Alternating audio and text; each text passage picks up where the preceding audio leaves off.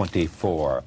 Americans flunk science, a study finds. Less than half of all American adults understand that the Earth orbits the Sun yearly, according to a basic science survey. Nevertheless, there's enthusiasm for research, except in some fields like genetic engineering and nuclear power that are viewed with suspicion. Only about 25% of American adults get passing grades in a National Science Foundation survey of what people know about basic science and economics. I mean, this is singing your song, isn't it? Well, it's certainly what I'm talking about in the demon-haunted world. My feeling, Charlie, is that it's not that pseudoscience and superstition and New Age so-called beliefs and fundamentalist zealotry are something new. They've been with us for as long as we've been human.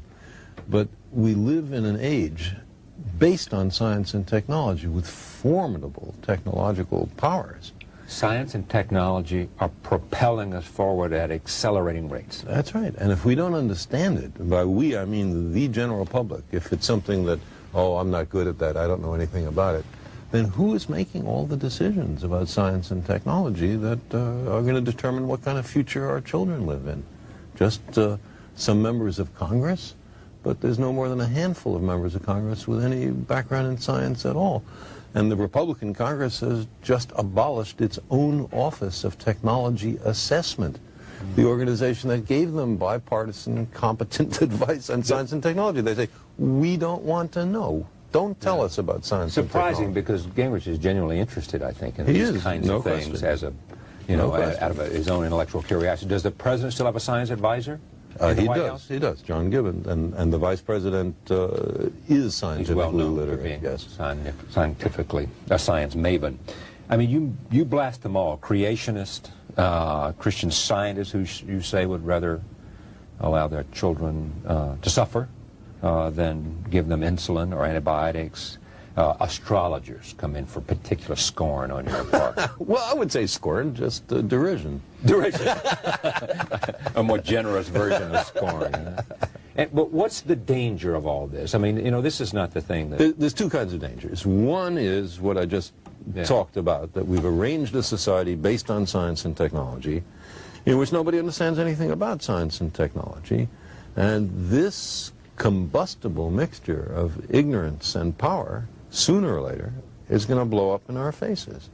I mean, who is running the science and technology in a democracy if the people don't know anything about it? And the second reason that I'm worried about this is that science is more than a body of knowledge. It's a way of thinking, a way of skeptically interrogating the universe with a fine understanding of human fallibility. If we are not able to ask skeptical questions, to interrogate those who tell us that something is true, to be skeptical of those in authority, then we're up for grabs for the next charlatan, political or religious, who comes ambling along.